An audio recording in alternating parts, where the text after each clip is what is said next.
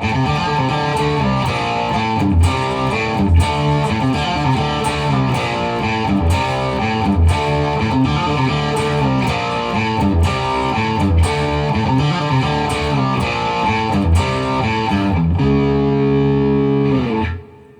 guys, Howard here, taking a look at the classic Layla from Eric Clapton, or Derek and the Dominoes.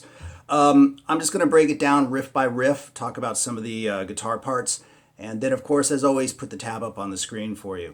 There's several guitars in the track, of course, and the main riff is what I just played, and so we're going to slow that down and put the tab up on the screen.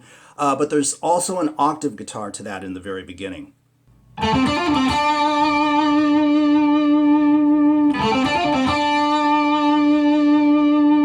So I just wanted to mention that one and include that up on the screen as well. So anyway, here's the main riff slowed down with the tab up on the screen.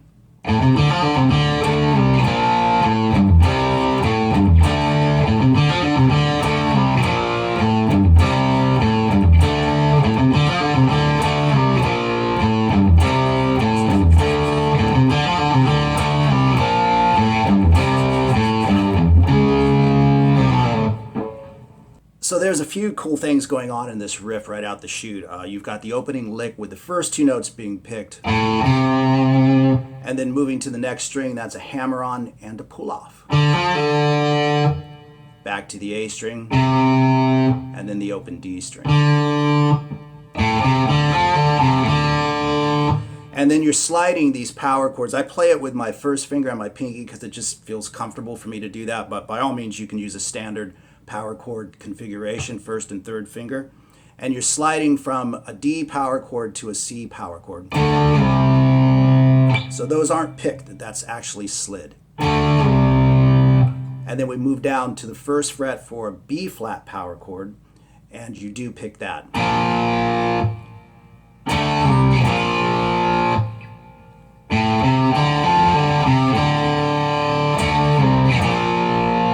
Like so, okay? And then after the B flat power chord, you've got an open A string, and then a G note fretted at the third fret on the sixth string, the E string. Then you move to a C power chord, same thing, open A string, G note on the top, all the way back to D. So overall, that's a pretty cool riff, right? Wish I wrote it. And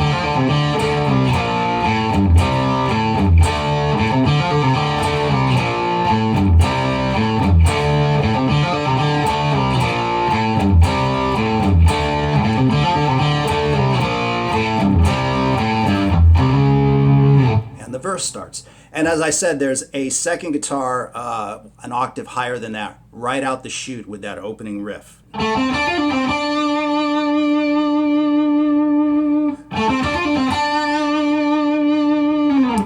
And you approach that the same way. You pick the first two notes, and then hammer on and pull off.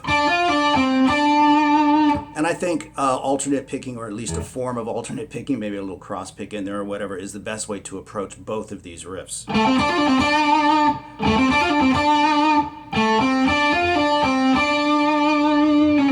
Okay?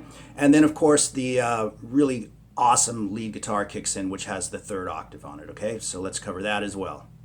All right, we are in the D minor pentatonic position for this. And the lick is across the first two strings. The opening lick is exactly like what we've done in the octave guitar, the second guitar that we just covered, as well as the main riff. You're just playing it an octave higher. And so you want the same picking configuration and the hammer-on and the pull-off exactly where it was before.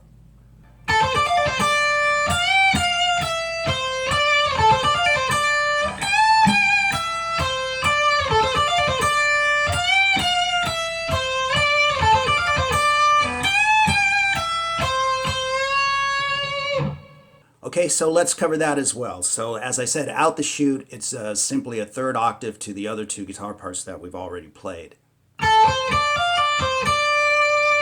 And then we've got a full step bend on the 13th fret on the first E string. release it, then the 12th fret,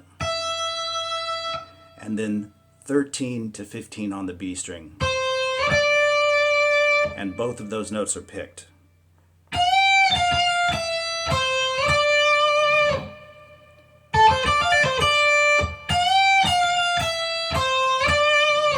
And then we come back and do the main lick again. And then we do a full step bend at the 15th fret on the E string. Release it. 12 again. So you put those two licks together and you have.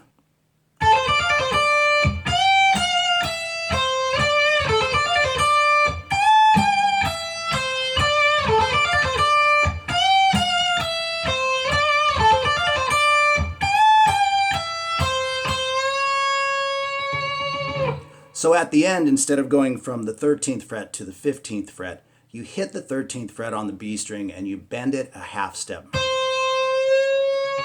which bends into the first chord in the verse. So let's talk about the chords over the part that Clapton sings. Okay, so for the verses, we have quite a few bar chords here, guys. So I hope you're up to speed on your bar chords, because it can be a real pain if you have trouble playing them.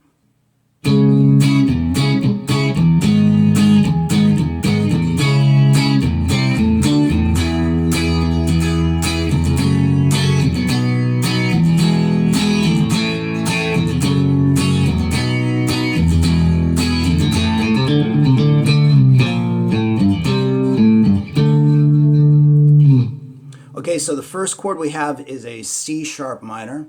And then we're moving to a G sharp minor.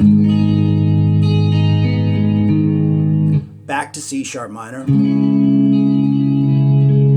then C, D, and E bar chords. Next we move to a F sharp minor, to a B bar chord, then an E, A, back to F sharp minor and B, E again, and then A, and right back to the riff. Okay? The recording is incredibly dense. There's a lot going on. There's quite a few guitars, but I think a good rhythmic approach is just to simply sort of play it as the measures go by, so to speak.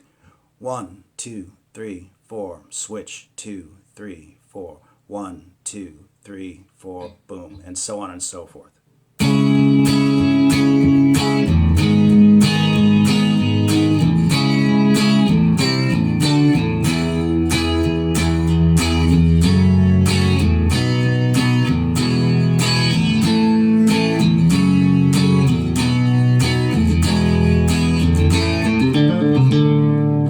And then you can sort of embellish and color it up as you get better at playing the chords.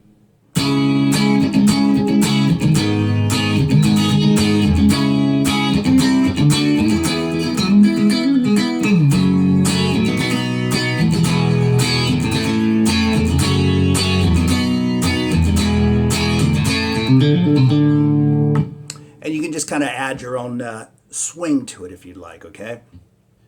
Now, a part that I don't see covered very often in lessons on Layla sometimes is the big outro section. It's such a great part. It's just a beautiful section of the song. And I think it's kind of nice to play it on guitar, even though it's predominantly piano driven, okay? But it sounds real nice on guitar, so I've kind of included it in this lesson, okay?